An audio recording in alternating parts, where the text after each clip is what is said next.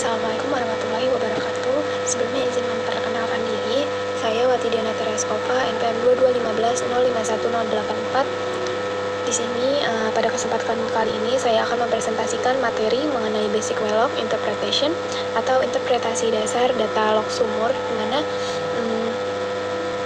well logging merupakan salah satu metode geofisika sumur yang digunakan untuk memperoleh informasi kondisi bawah permukaan secara kontinu sepanjang lubang bor, di mana berbeda dengan data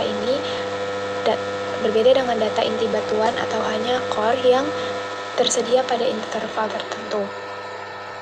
Data log ini memberikan informasi yang bersifat kontinu sehingga mampu menggambarkan perubahan karakteristik batuan dari kedalaman dangkal hingga kedalaman target reservoir.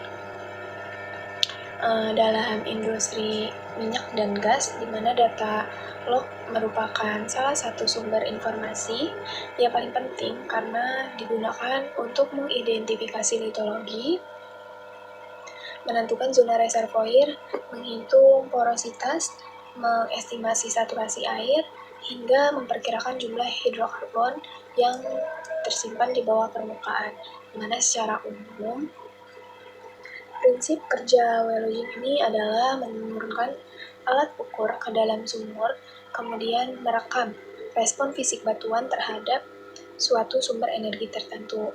Misalnya gamma ray log mengukur radioaktivitas alami batuan. Selanjutnya ada resistivity log mengukur kemampuan batuan mengantarkan arus listrik. Selanjutnya ada density log, yaitu mengukur densitas blok batuan. Dan neutron log mengukur kandungan hidrogen yang berhubungan dengan fluida pori.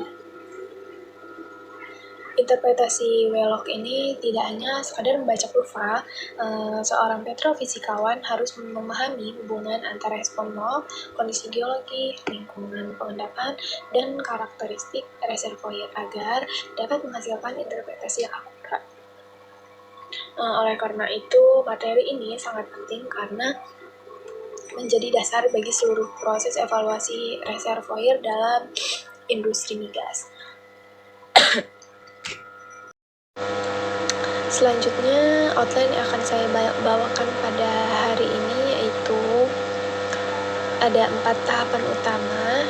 Tahapan pertama itu ada quick log analysis, mana tahapan ini bertujuan untuk memperoleh gambaran awal kondisi reservoir sebelum dilakukan analisis kuantitatif yang lebih rinci. Lalu tahapan kedua itu adalah litologi, di mana tahapan kedua adalah litologi analisis atau analisis litologi. Pada tahap ini kita akan menentukan jenis batuan yang menyusun reservoir seperti sandstone, limestone, dolomite maupun shale. Tahapan ketiga itu ada porosity determination atau penentuan porositas, di mana porositas ini kan merupakan parameter yang menunjukkan kemampuan batuan dalam menyimpan fluida di dalamnya. Selanjutnya, tahapan terakhir yaitu ada water saturation determination atau penentuan saturasi air, di mana parameter ini digunakan untuk mengetahui beberapa persen ruang pori yang terisi air dan berapa persen yang berpotensi ditempati hidrokarbon. Selanjutnya ada urutan ini sangat penting karena setiap parameter itu saling berkaitan. Jadi keempat ini saling berkaitan. Sebelum menghitung porositas ini kita harus mengetahui litologi terlebih dahulu, karena sebelum menghitung saturasi air kita itu harus mengetahui porositas dan volume shell-nya. Jadi interpretasi petrofisika itu harus dilakukan secara sistematis.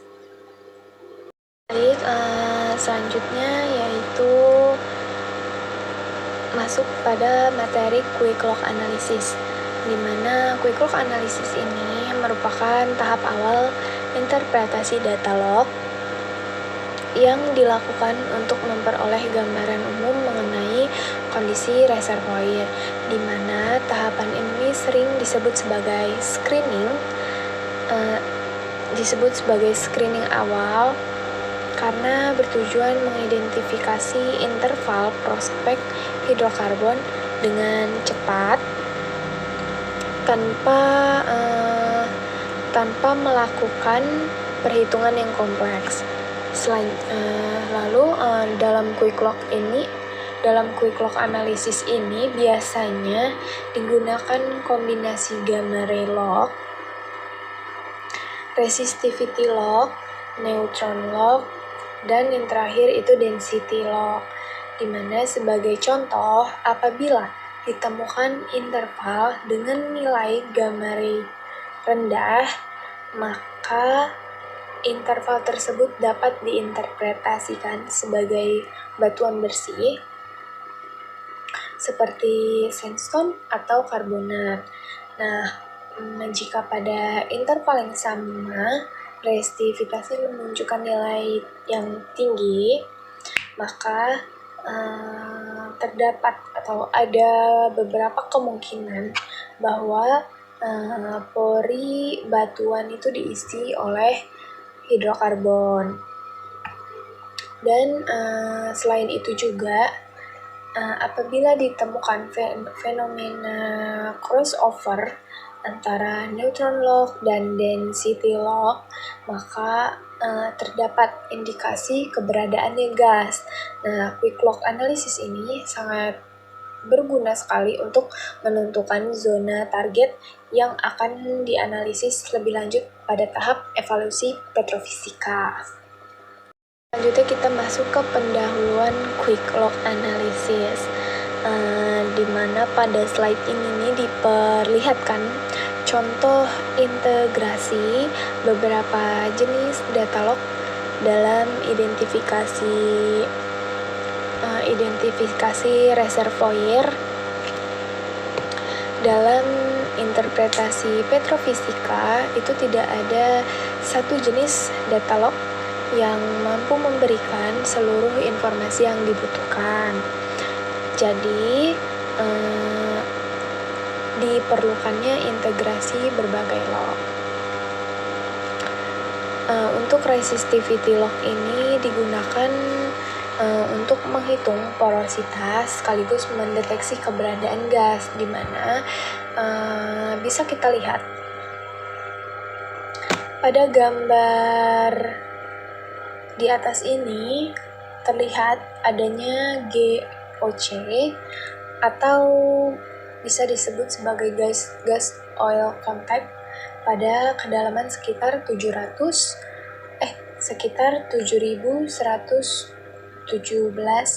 ft, dan adanya OWC atau bisa disebut juga sebagai oil water contact itu pada kedalaman sekitar 7.182 ft.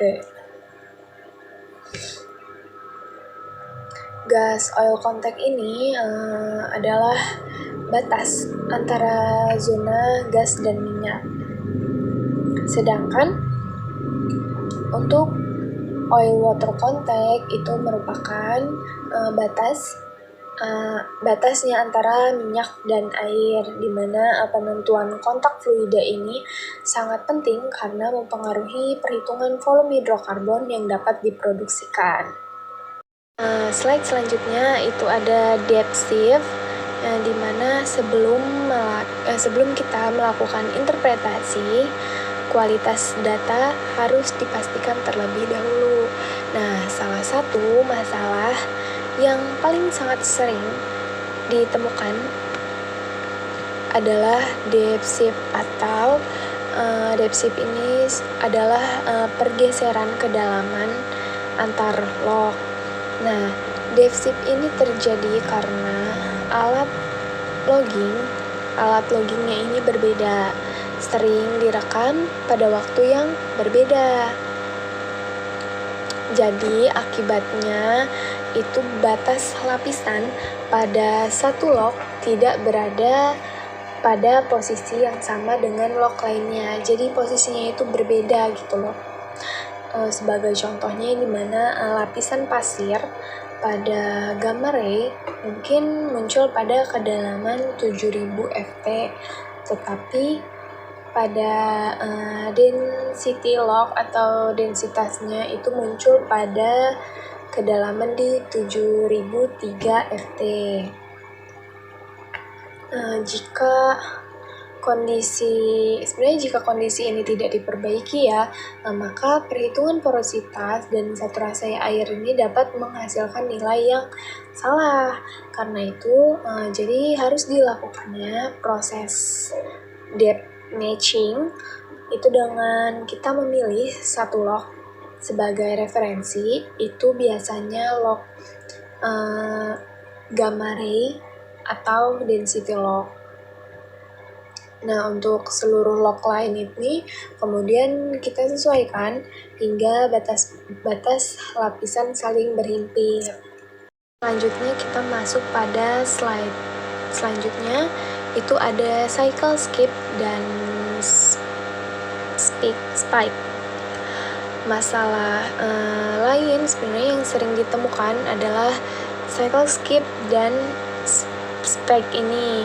Nah, di mana cycle skip ini biasanya terjadi pada sonic clock. Kenapa dia bisa terjadi? Ini biasanya diakibatkan karena adanya kesalahan alat dalam mendeteksi sinyal gelombang akustik. Jadi mengakibatkan waktu tempuhnya gelombang ini yang direkam menjadi terlalu besar, atau bisa juga terlalu kecil dibanding kondisi sebenarnya gitu loh. Sedangkan untuk spike ini dia berupa lonjakan data yang muncul secara tiba-tiba dan tidak mempresentasikan kondisi geologinya, dimana biasanya spike ini atau lonjakan data ini itu disebabkan oleh gangguan elektronik. Kondisi bisa juga dari kondisi bare hole-nya yang buruk dan juga ada kesalahan alatnya. Apabila spike ini tidak dihilangkan, maka nilai rata-rata dari porositas dan parameter lain ini akan menjadi bias biasanya. Nah, karena itu dimana harus dilakukannya proses editing dan smoothing untuk kita memperoleh data yang lebih representatif. Baik, slide selanjutnya kita ada Wheelock data problem, di mana selain gangguan alat, kualitas data juga dapat dipengaruhi oleh kondisi geologi dan kondisi lubang bor. Nah, salah satu contoh adalah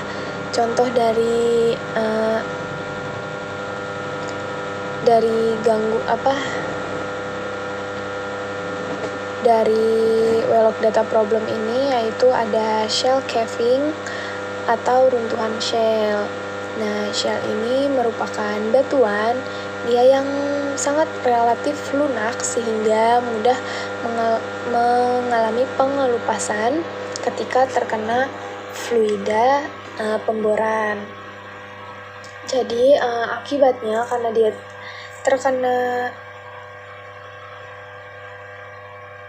fluida pemboran, di mana dia dapat mengakibatkan diameter lubang bor ini menjadi lebih besar dibanding ukuran sebenarnya, di mana kondisi ini dapat dipengaruhi oleh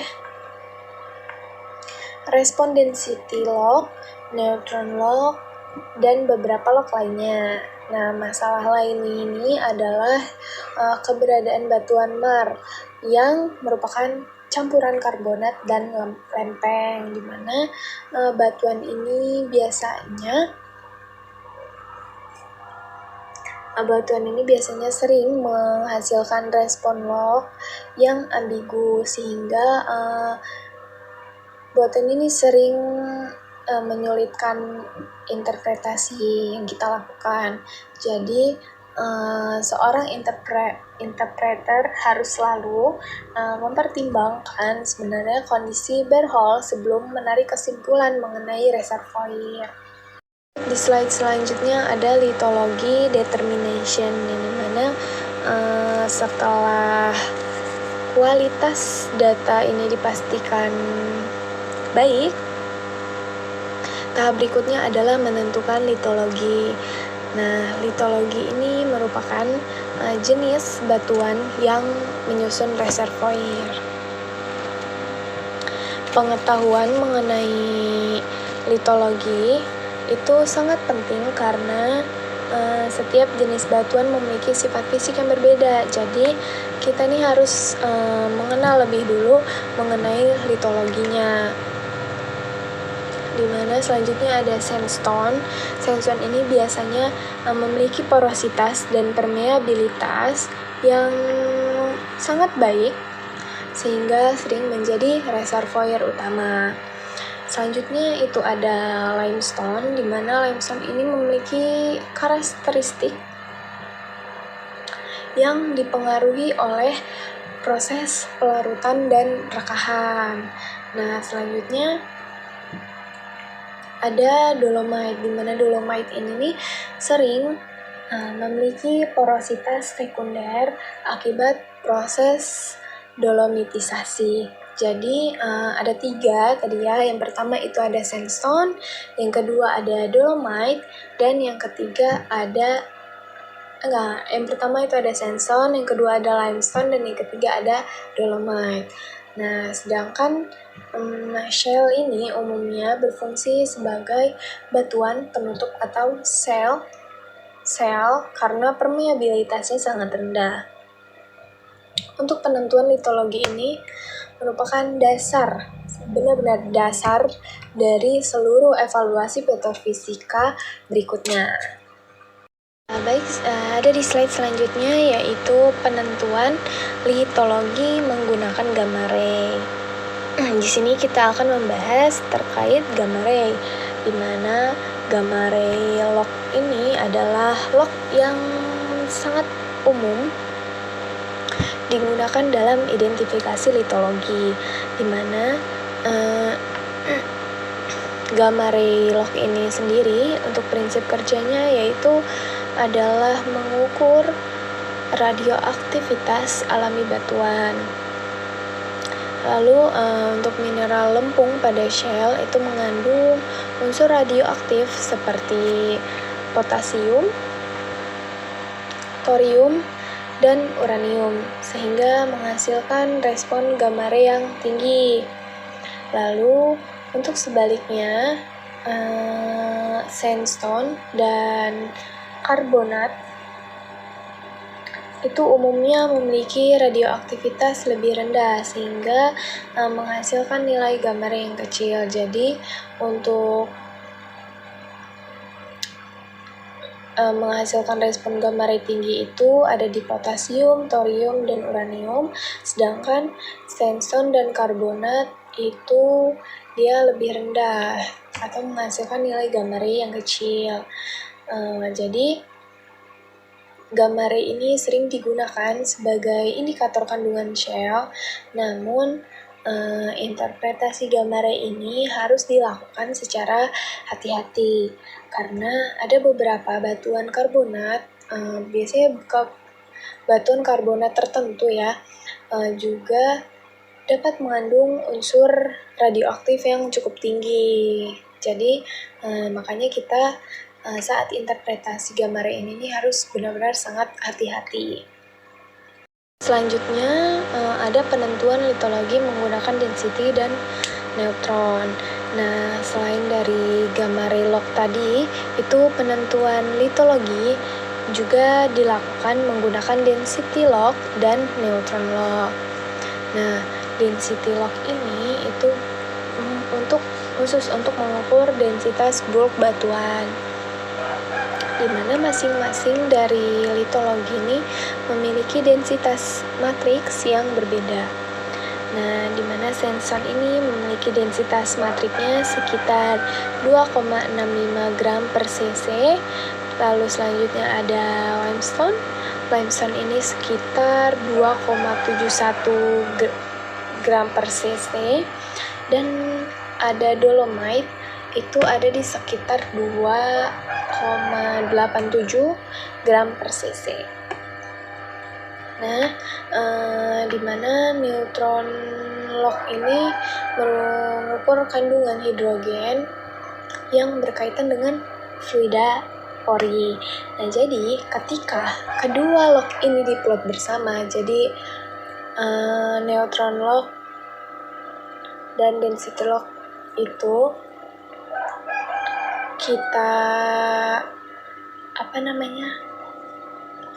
kita plot bersamaan, jadi dapat dibuat cross plot neutron density yang sangat efektif untuk membedakan yang mana sandstone, limestone, dan dolomite. Nah, selain itu juga kombinasi dari kedua log ini nih mampu mendeteksi keberadaan gas melalui fenomena neutron density crossover. Nah, fenomena ini nih terjadi karena gas memiliki kandungan hidrogen yang lebih rendah dibanding cairan, sehingga respon neutron menjadi lebih kecil daripada density. Slide selanjutnya yaitu ada penentuan litologi menggunakan cross plot. Nah, pada slide ini nih kita akan membahas penggunaan cross plot sebagai salah satu metode paling efektif dalam identifikasi litologi, di mana cross plot ini merupakan grafik yang mempertemukan dua atau lebih parameter log. Jadi sehingga pola persebaran data ini dapat dianalisis, di mana dalam petrofisika cross plot ini paling sering digunakan adalah neutron density cross plot. Nah, untuk prinsipnya sendiri, jadi setiap jenis batuan ia memiliki kombinasi densitas dan respon neutron yang berbeda-beda. Ketika data diplot pada grafik, titik data akan berkumpul pada area tertentu, di mana yang mempresentasikan sandstone, limestone, dan dolomite. Jadi untuk sebagai contohnya, apabila data ini berkumpul di dekat garis sandstone, maka diinterpretasikan bahwa litologi dominan itu adalah batu pasir. Lalu sebaliknya, apabila data lebih dekat ke area limestone atau dolomite, itu maka litologi tersebut yang lebih dominan. Selain untuk identifikasi litologi ini, jadi crossplot ini juga digunakan untuk mendeteksi keberadaan gas, di mana pada zona gas itu terjadi penyimpangan respon neutron akibat rendahnya kandungan hidrogen, sehingga titik data bergeser dari pola normal. Jadi untuk keuntungan crossplot ini yaitu adalah mampu memberikan interpretasi yang lebih akurat biasanya dibanding hanya dengan menggunakan satu jenis log, dimana namun metode crossplot ini tetap membutuhkan kontrol geologi agar interpretasinya tidak salah. Karena itu hasil dari crossplot ini biasanya dikombinasikan dengan data core, cutting, dan informasi geologi regional. Selanjutnya itu ada perhitungan volume shell. Setelah litologinya berhasil kita tentukan, tahapan berikutnya yaitu adalah menghitung volume shell-nya atau VSH. Biasanya disebut itu adalah VSH. Nah, volume shell ini merupakan presentasi kandungan mineral lempung yang terdapat dalam suatu interval batuan, yang mana parameternya ini sangat penting karena keberadaan sel ini dapat mempengaruhi hampir keseluruhan parameter petrofisika yang akan kita hitung setelahnya. Nah, jadi untuk sebagai contohnya ya, yang pertama itu ada shell dapat menyebabkan porositas terlihat lebih tinggi daripada kondisi sebenarnya karena adanya bond water atau air terikat pada mineral lempung. Dan selain itu juga sel ini dapat menurunkan resistivitas sehingga menyebabkan kesalahan dalam perhitungan saturasi air. Jadi karena itulah kenapa perhitungan volume shell atau VSH harus dilakukan sebelum menghitung porositas maupun saturasi air. Untuk dalam praktiknya sendiri, volume shell ini sering dihitung menggunakan gamma ray lock, dimana karena gamma ray lock ini sangat sensitif ya terhadap kandungan mineral radioaktif pada lempung. Lalu untuk nilai gamma ray ini sendiri, nilai gamma ray yang tinggi itu umumnya untuk menunjukkan kandungan shell yang besar. Jadi kalau nilai gamma ray-nya tinggi itu ada kandungan shell-nya yang besar, sedangkan nilai gamma ray yang rendah itu menunjukkan batuan yang relatif bersih. Ada slide selanjutnya di mana membahas tentang metode perhitungan volume shell. Nah, jadi ada beberapa metode yang bisa kita gunakan untuk menghitung volume shell ini atau VSH. Untuk metode yang paling sederhana sendiri itu ada di linear method. Pada metode ini biasanya diasumsikan bahwa hubungan antara gamma ray dan kandungan shell ini bersifat linear. Walaupun sebenarnya metode ini sederhana, tapi metode ini sangat sering menghasilkan nilai shell yang terlalu besar, terutama pada batuan yang telah mengalami kompaksi tinggi. Lalu untuk mengatasi hal ini dikembangkan metode Larionov. Nah, jadi untuk yang pertama itu ada linear method, dan untuk yang perkembangannya itu ada metode Larionov, di mana metode Larionov ini dia mempertimbangkan efek umur batuan. Jadi menghasilkan estimasi itu yang lebih realistis. Nah, selain itu terdapat metode Clavier yang metode Clavier ini sangat baik sebenarnya digunakan pada reservoir dengan kandungan shell-nya itu yang tinggi. Jadi untuk dalam praktik industrinya, petrofisikawan itu biasanya membandingkan beberapa metode sekaligus dan memilih hasil yang paling sesuai dengan data core. Biasanya ya metode-metode sebelumnya tadi seperti metode Larionov, linear metode, atau metode Clavier. Untuk pemilihan metode yang tepat ini sangat penting karena kesalahan dalam menentukan volume shell akan mempengaruhi seluruh parameter reservoir berikutnya. Selanjutnya ada hubungan volume shell dan kualitas reservoir, di mana untuk volume shell sendiri ini memiliki hubungan yang sangat erat dengan kualitas reservoir. Nah, jadi semakin tinggi kandungan shellnya, maka kualitas reservoir itu semakin menurun.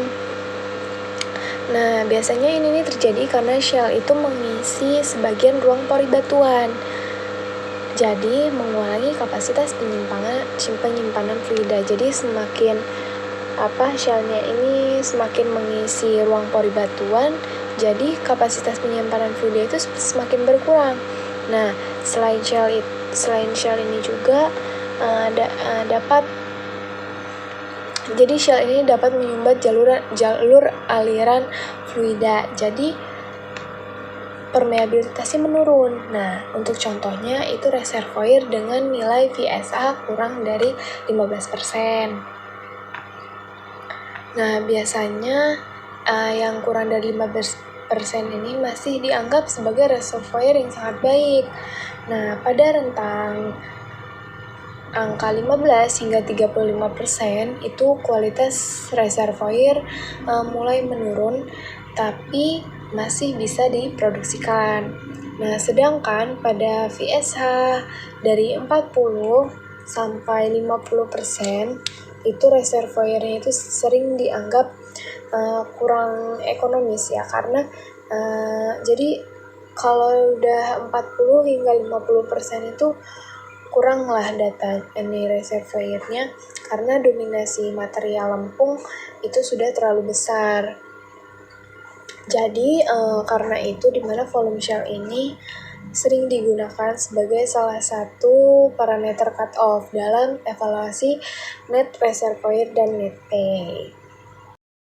Di slide selanjutnya ada perhitungan porositas, di mana setelah kita membahas volume shell tadi, jadi setelah volume shellnya diketahui atau VSA-nya ini kita ketahui, jadi langkah berikutnya yaitu menghitung porositasnya, di mana porositas ini merupakan perbandingan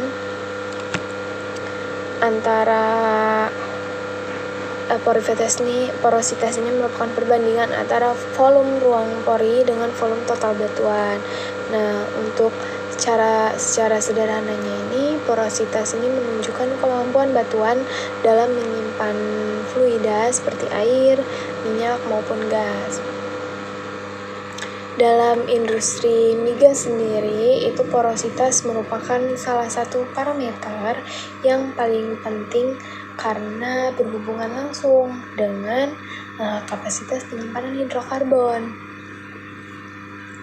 Jadi untuk reservoir ini, jadi dengan reservoir yang porositasnya tinggi itu sangat memiliki potensi menyimpan hidrokarbon dalam jumlah yang lebih besar dibanding dengan reservoir dengan porositasnya yang rendah. Jadi tapi perlu diingat kembali ya bahwa porositas tinggi, jadi sebenarnya perlu selalu kita ingat ya, porositas tinggi ini nggak selalu berarti reservoir itu berkualitas baik. Jadi untuk batuan dapat memiliki porositas tinggi, tetapi permeabilitasnya rendah. Jadi fluida ini sangat sulit mengalir menuju sumur reproduksi. Jadi biasanya oleh karena itu porositas ini harus selalu dianalisis lagi bersama parameter lainnya. Ada porositas dari density lock, di mana sebenarnya density lock ini adalah salah satu metode. Dia ini adalah metode utama sebenarnya dalam perhitungan porositas.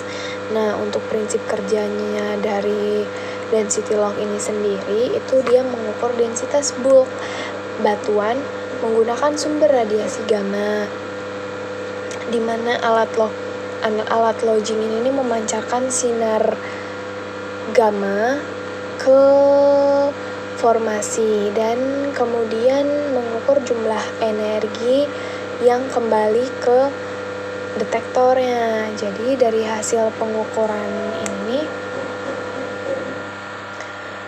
dapat dihitung densitas batuannya. Nah, apabila densitas batuannya ini lebih rendah dibanding densitas matriksnya, maka selisih ini nih diasumsikan sebagai ruang pori. Nah, karena itu porositas ini dapat dihitung menggunakan hubungan antara densitas bulk, densitas matriks, dan densitas fluida. Jadi ada 3 untuk menghitung hubungan antara densitas bulk, densitas matriks, dan densitas fluida. Metode ini nih sangat efektif sebenarnya pada batuan bersih. Nah, tapi dapat dipengaruhi oleh kondisi borehole seperti washout atau runtuhan dinding sumur.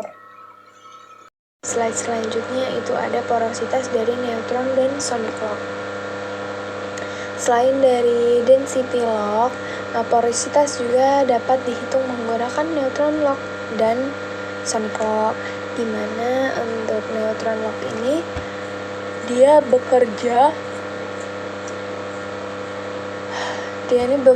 berdasarkan pengukuran kandungan hidrogen. Nah, karena sebagian besar hidrogen ini kan berada dalam fluida pori ya, jadi jumlah hidrogen ini dapat digunakan sebagai indikator porositas. Jadi semakin banyak fluida dalam batuannya, semakin tinggi juga nilai porositas yang ditunjukkan oleh neutron lock. Sedangkan untuk sonic lock ini sendiri, itu dia mengukur waktu tempuh gelombang akustik di dalam batuan.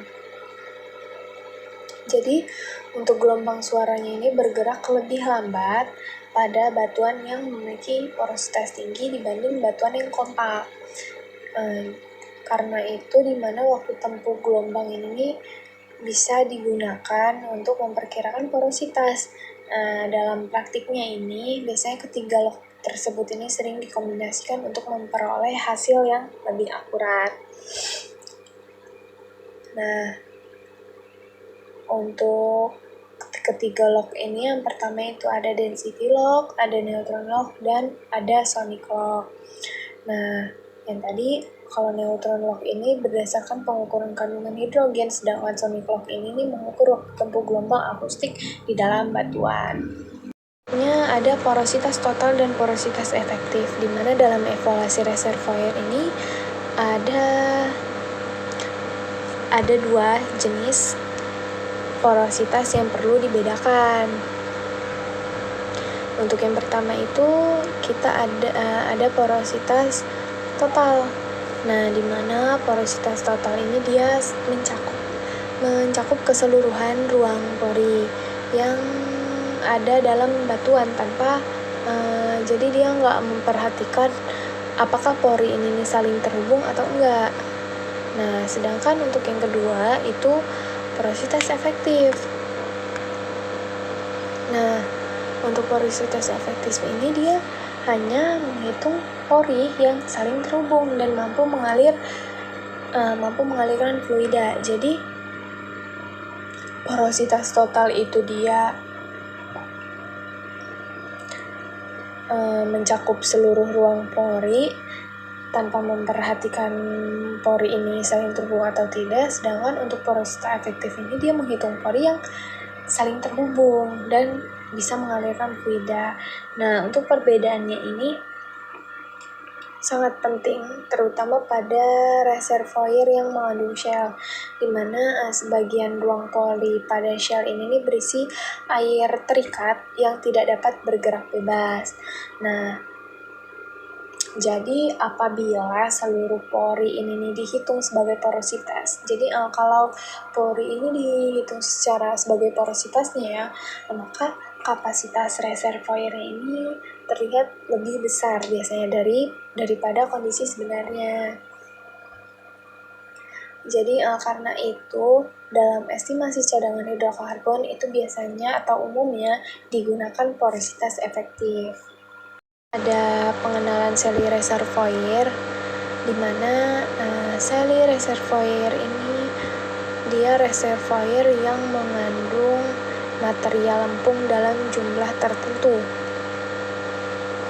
Jadi jumlahnya itu tertentu ya, di mana Selly reservoir ini jenisnya sangat umum ditemukan di Indonesia karena banyak sistem sedimentasi, jadi menghasilkan campuran antara pasir dan lempung.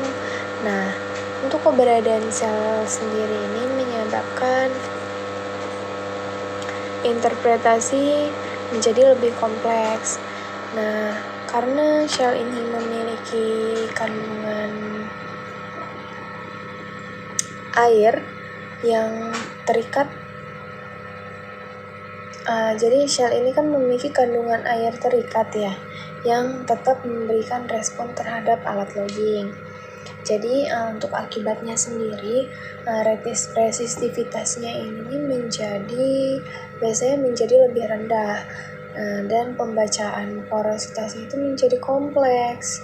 Nah, kalau efek shell ini tidak kita perhitungkan, nanti maka saturasi airnya ini akan terestimasi terlalu tinggi. Jadi dia meningkat gitu loh, terlalu tinggi, dan cadangan hidrokarbonnya ini akan terestimasi terlalu kecil.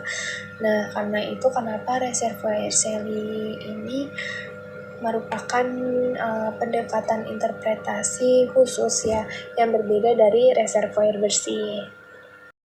Itu ada laminate cell, di mana laminate cell ini adalah sebagai jenis sel pertama yang akan dibahas. Pada slide ini, jadi laminate cell ini dia terbentuk akibat adanya proses sedimentasi, jadi yang menghasilkan lapisan tipis. Jadi dia menghasilkan lapisan tipis shell dan pasir secara bergantian. Untuk tipe shell ini sendiri, dia tidak mengisi pori batuan pasir, melainkan dia hadir sebagai lapisan tersendiri. Karena itu dimana porositas batuan pasir ini sebenarnya masih relatif baik. Namun untuk alat logging ini sendiri itu dia sering membaca campuran antara lapisan pasir dan shell secara bersamaan. Jadi respon lognya itu menjadi kompleks. Untuk keberadaan laminate shell ini itu dia dapat menyebabkan nilai gamma ray meningkat meskipun lapisan pasir ini masih memiliki kualitas reservoir yang baik. Lalu jadi untuk interpretasi laminate shell ini dia memerlukan resolusi vertikal yang baik serta integrasi dengan data geologi. Jadi agar interpretasi ini baik gitu loh, bagus. Nah, untuk dalam banyak kasus itu biasanya laminate shell ini masih dapat menghasilkan reservoir yang produktif. Jadi apabila ketebalan lapisan pasir lebih apabila ketebalan lapisan pasir lebih dominan dibanding lapisan shell. Ini ada dispersed shell, di mana jenis sel ini yaitu tipenya ini merupakan jenis sel yang paling sering menyebabkan penurunan kualitas reservoir, di mana berbeda dengan shell sebelumnya yaitu laminate shell. Di mana laminate shell ini kan berada sebagai lapisan tersendiri ya, sedangkan dispersed shell itu dia tersebar langsung di dalam ruang pori batuan. Dengan disebut kata lain itu mineral lempung bercampur dengan butiran pasir dan menempati sebagian pori yang seharusnya dapat digunakan untuk menyimpan hidrokarbon. Akibat keberadaan shell di dalam pori ini sendiri, di mana porositas efektifnya ini menjadi lebih kecil dibanding porositas totalnya. Selain itu juga, di mana permeabilitasnya itu mengalami penurunan karena jalur aliran fluida menjadi terhambat oleh mineral lempung. Untuk dari sisi petrofisikanya sendiri, dispersed shell ini dia sangat mempengaruhi respon resistivitas karena air ini terikat pada mineral lempung. Mineral lempung jadi masih mampu mengantarkan arus listrik. Nah, jadi nilai resistivitasnya yang terbaca itu menjadi lebih rendah dibanding reservoir bersih. Nah, jika efek dispersed shell ini tidak kita koreksi, maka hasil perhitungan saturasi area ini akan terlalu tinggi dan volume hidrokarbon akan terestimasi terlalu rendah. Nah, sedangkan dalam industri migas sendiri, reservoir dengan dispersed shale ini sering memerlukan metode interpretasi khusus agar estimasi cadangan tetap akurat. Selanjutnya ada slide tentang structural shale, di mana strukturalnya adalah jenis shale. Shale-nya ini biasanya hadir sebagai bagian dari kerangka batuan. Nah, shale jenis ini biasanya terendapkan bersamaan dengan butiran pasir selama proses sedimentasi. Pada tipe shale ini biasanya fragmen shale-nya menjadi bagian dari struktur batuan dan bukan berada sebagai lapisan terpisah ataupun mengisi ruang pori. Jadi dia berbeda dari dua shale sebelumnya. Nah, kalau shale sebelumnya itu kan dia sebagai lapisan terpisah dan untuk mengisi ruang pori, sedangkan untuk struktural shale ini dia bagian dari struktur batuannya. Nah, untuk pengaruh struktural shale ini terhadap kualitas reservoir itu biasanya tidak sebesar deep-seated shale, namun tetap dapat menyebabkan penurunan porositas dan permeabilitasnya. Dalam interpretasi Locke sendiri, itu struktural shale itu sering memberikan respon yang berada di antara laminate shale dan dispersed shale. Nah, di mana pemahaman mengenai distribusi shale ini sangat penting karena setiap tipe shale itu memerlukan pendekatan interpretasi yang berbeda, di mana kesalahan dalam mengidentifikasi tipe shale dapat menyebabkan pemilihan model saturasi yang tidak sesuai. Setelah kita memahami ketiga tipe shale ini, nah, pertanyaan berikutnya adalah bagaimana cara membedakan menggunakan data log. Nah, dalam praktiknya sendiri, identifikasi tipe shale ini dilakukan melalui integrasi berbagai data seperti gamma ray log, resistivity log, density log, neutron log, serta data inti batuan atau core apabila tersedia. Nah, untuk sebagai contohnya sendiri, laminate ini dia biasanya menunjukkan pola gamma ray yang berfluktuasi akibat pergantian lapisan tipis shale dan pasir. Nah, untuk dispersed shale sendiri itu biasanya cenderung menghasilkan porositas yang lebih tinggi. Kalau dispersed shale itu cenderung menghasilkan porositasnya yang lebih rendah, bukan tinggi ya. Dan resistivitasnya itu lebih kecil karena shale berada di dalam pori. Nah, untuk sedangkan dari struktural shale itu dia sering menunjukkan respon yang cukup stabil, bahkan yang lebih stabil.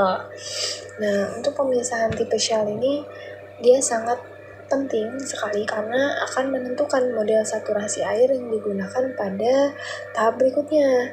Nah, jika tipe shale dapat dikenali dengan benar, jika kita bisa mengenali nih tiap-tiap shale, maka estimasi hidrokarbon ini akan menjadi lebih akurat. Selanjutnya itu ada menentukan metode perhitungan SW. Nah, setelah volume shale dan porositas ini kita ketahui, maka berikutnya adalah menentukan saturasi air atau water saturation, yang biasanya itu disebut adalah SW.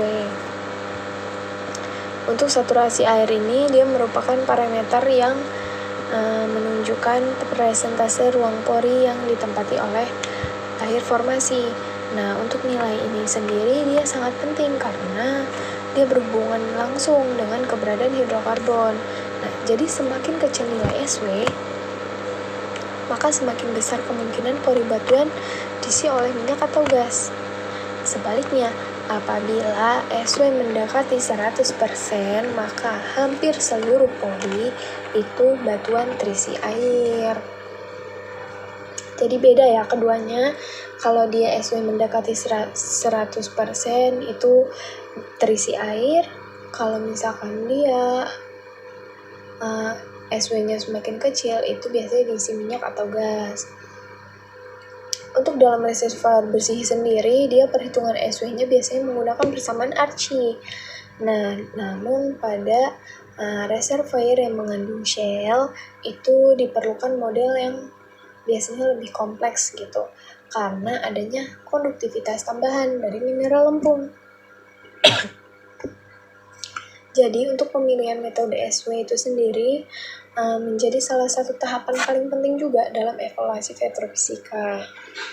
Di slide selanjutnya itu ada konsep dasar saturasi air. Jadi sebelum kita membahas persamaan yang digunakan, jadi kita harus paham dulu nih konsep dari saturasi air ini. Jadi untuk secara matematis berlaku hubungannya, rumus dari saturasi air ini adalah SW plus SH sama dengan 1, di mana SW itu dia saturasi air, SH itu saturasi hidrokarbon. Apabila saturasi air sebesar 30%, maka sekitar 70% ruang pori itu berpotensi diisi hidrokarbon. Untuk nilai SW sendiri ini sangat mempengaruhi estimasi cadangan hidrokarbon, karena digunakan dalam perhitungan volume minyak maupun gas di tempat atau hidrokarbon initially in place. Nah, untuk kesalahan kecil dalam perhitungan SW itu bisa menyebabkan kesalahan yang sangat besar dalam estimasi cadangan. Jadi kita itu kalau mau memperhitungkan SW harus dilakukan secara benar dan hati-hati dengan memilih model yang sesuai dengan kondisi reservoirnya. Selanjutnya itu ada hubungan resisivitas dan saturasi air, di mana untuk prinsip dasar perhitungan saturasi air itu berasal dari hubungan antara resisivitas dan kandungan air dalam batuan.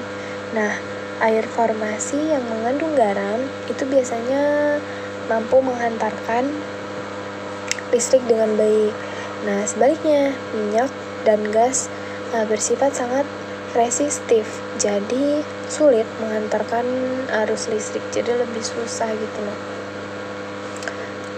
Jadi untuk reservoir yang mengandung hidrokarbon ini biasanya menunjukkan nilai resisivitas yang lebih tinggi dibanding zona air itu sendiri. Nah, semakin tinggi resistivitas batuannya, semakin besar juga kemungkinan adanya hidrokarbon. Nah, namun hubungan ini tidak selalu sederhana. Kenapa? Karena shell ini kan juga dia bisa menghantarkan listrik ya melalui air terikat yang dia punya gitu. Jadi inilah sebenarnya alasan mengapa reservoir shelly memerlukan model interpretasi khusus. Ada slide berikutnya di mana untuk menghitung saturasi air itu terdapat beberapa model yang umumnya digunakan. Yang pertama modelnya itu ada Archie equation yang digunakan pada reservoir bersih, dan model kedua itu ada Simonduk equation, itu mempertimbangkan pengaruh shell terhadap konduktivitas batuan, dan yang ketiga itu ada Indonesian equation, yang dimana Indonesian equation ini dia sangat populer di Indonesia karena cocok untuk reservoir shelly sand. Selain itu juga terdapat model dual water dan Waxman-Smith, di mana kedua model ini digunakan pada kondisi tertentu. Jadi tidak ada satu model yang selalu paling benar ya. Untuk pemilihan modelnya ini kita harus mempertimbangkan jenis reservoirnya, dimana selain dari jenis reservoirnya kita harus mempertimbangkan distribusi shellnya, salinitas air formasi, dan yang terakhir yaitu data pendukung lainnya. Praktik petrofisika itu perhitungan saturasi air dilakukan secara bertahap. Untuk langkah pertama itu dia menentukan resistivitas air formasi atau RW-nya. Lalu yang kedua, itu menghitung porositas efektif. Dan yang ketiga, itu menentukan parameter petrofisika seperti faktor sementasi dan faktor tortuositas. Dan ada juga langkah keempat, yaitu dia memasukkan seluruh parameter ke dalam model saturasi air yang kita pilih. Setelah dari nilai SW yang sudah kita peroleh, nah hasilnya itu harus kita validasi lagi. Menggunakan apa? Dia menggunakan zona air dan data geologi. Nah, untuk validasinya ini sendiri sangat penting, dimana untuk memastikan bahwa model yang digunakan itu benar-benar mempresentasikan kondisi reservoirnya. Kita akan membahas Archie equation. Untuk persamaan Archie equation ini dikembangkan oleh Gus Archie pada tahun 1942 dan menjadi dasar hampir seluruh evaluasi petrofisika modern. Nah, untuk Archie ini menemukan hubungan antara resistivitas batuan. Selain dari resistivitas batuan, itu ada resistivitas air formasi, porositas, dan saturasi air. Ada beberapa keunggulan utama dari Archie ini. Untuk keunggulan sederhananya itu biasanya dia memiliki beberapa asumsi penting. Dia memiliki 3 asumsi penting. Yang pertama itu ada reservoir bersih tanpa shell. Yang kedua ada konduktivitas hanya berasal dari air formasi. Lalu yang ketiga itu ada batuan bersifat homogen. Nah, apabila asumsi tersebut 3 asumsi ini terpenuhi, Archie ini memberikan hasil yang benar-benar sangat baik. Namun pada reservoir sendiri yang mengandung shell itu hasil Archie biasanya sering menunjukkan nilai SW yang terlalu tinggi. Nah, karena itu dimana Archie ini nggak selalu cocok digunain pada reservoir di Indonesia yang umumnya berupa Shelly-Sand. Slide selanjutnya itu ada Indonesian equation, di mana untuk mengatasi Archie pada reservoir Shelly-Sand ini dikembangkan beberapa model koreksi. Nah, salah satunya itu Indonesian equation ini. Nah, untuk persamaannya ini banyak digunakan pada biasanya pada lapangan migas karena persamaan ini mampu memperhitungkan efek shell terhadap konduktivitas batuannya. Untuk keunggulan Indonesia equation sendiri, itu dia memberikan hasil yang mungkin lebih realistis ya pada reservoir. Jadi dengan kandungan shell-nya sedang sampai ke tinggi. Nah, untuk model Indonesian equation ini sendiri dia cocok digunainnya itu di formasi deltaic, dimana formasi deltaic ini banyak ditemukan di Indonesia seperti pada contohnya cekungan Sumatera, Kalimantan, dan di Jawa. Dalam praktik industrinya sendiri, equation ini sering menjadi pilihan utama ketika data menunjukkan adanya pengaruh shell yang signifikan. Nah, karena itu kenapa persamaan ini menjadi salah satu model saturasi air yang paling dikenal oleh petrofisikawan di Indonesia. Slide selanjutnya itu ada evaluasi hasil water saturation atau SW, di mana setelah nilai saturasi air diperoleh, langkah berikutnya adalah mengevaluasi apakah hasil tersebut sesuai dengan kondisi reservoir. Untuk nilai SW ini tidak boleh langsung diterima tanpa validasi karena hasilnya sangat dipengaruhi nantinya oleh model dan parameter yang digunakan, di mana evaluasi ini dilakukan dengan membandingkan hasil SW terhadap data geologi. lalu respon log, serta informasi reservoir lainnya juga. Untuk tujuan tahap ini memastikan bahwa nilai SW yang diperoleh benar-benar mempresentasikan kondisi bawah permukaan sehingga dapat digunakan dalam estimasi cadangan hidrokarbon. Ada validasi hasil SW menggunakan water zone, yang dimana salah satu cara paling sederhana itu untuk mengecek hasil SW adalah menggunakan zona air atau water zone, karena zona ini diketahui hanya berisi air formasi, maka nilai saturasi airnya seharusnya mendekati 100%. Kalau hasil perhitungannya ini menunjukkan nilai yang jauh di bawah 100%, itu berarti ada kemungkinan metode yang digunakan kurang cocok atau ada parameter yang perlu dikoreksi. Lalu dengan cara ini kita bisa lebih yakin bahwa hasil dari SW ini yang diperoleh itu sudah cukup akurat.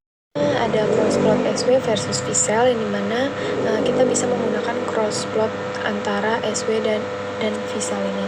Cross plot ini membantu kita untuk melihat apakah peningkatan kandungan shell ini memberikan pengaruh yang wajar terhadap nilai saturasi air. Lalu karena shell mengandung air terikat, biasanya nilai SW-nya ini memang akan sedikit meningkat saat pH ini bertambah, tetapi untuk peningkatannya itu sendiri harus tetap masuk akal dan tidak terlalu ekstrim. Lalu dari sini kita bisa menilai nih apakah model yang digunakan sudah sesuai atau masih perlu dievaluasi lagi. Selanjutnya menentukan model terbaik, yang dimana setelah beberapa metode dicoba, langkah berikutnya adalah memilih model yang paling cocok dengan kondisi reservoirnya. Kalau reservoirnya dia relatif bersih, itu biasanya RC equation. Kalau reservoirnya itu relatif bersih, biasanya RC equation itu sudah baik, cukup baik. Tapi kalau kandungan shellnya cukup tinggi, itu metode seperti Indonesia equation atau Simandox biasanya memberikan hasil yang lebih realistisnya. Jadi tidak ada satu metode yang selalu paling benar. Yang terpenting itu adalah memilih metode yang paling sesuai dengan karakteristik reservoir yang sedang kita analisis. Selanjutnya ada dampak kesalahan pemilihan model, di mana pemilihan model yang kurang tepat ini bisa berdampak cukup besar terhadap hasil evaluasi. Kalau nilai SW yang kita hitung ini terlalu tinggi, maka untuk cadangan hidrokarbonnya akan terlihat lebih kecil dari kondisi sebenarnya. Sebaliknya juga, kalau SW terlalu rendah, cadangan bisa terestimasi terlalu besar. Nah, karena itu, pemilihan untuk metode harus kita lakukan dengan hati-hati agar hasil perhitungan reservoir ini tetap akurat dan dapat dipercaya. Selanjutnya, pada tahap akhir di mana semua parameter yang sudah dihitung digabungkan, mulai dari litologi, volume shell, porositas, dan juga saturasi air. Nah, dari hasil tersebut, ini kita bisa menentukan zona mana yang termasuk reservoir dan zona mana yang benar-benar berpotensi menghasilkan hidrokarbon atau yang disebut net pay. Untuk hasil evaluasi ini yang nantinya bisa kita gunakan sebagai dasar dalam perhitungan cadangan dan perencanaan pengembangan lapangan migas. Nah, jadi bisa dibilang tahap ini adalah tujuan akhir dari seluruh proses interpretasi Wheelock yang sudah dilakukan sebelumnya. Baik, terima kasih. Sekian dari presentasi pertama saya pada hari ini. Wassalamualaikum warahmatullahi wabarakatuh.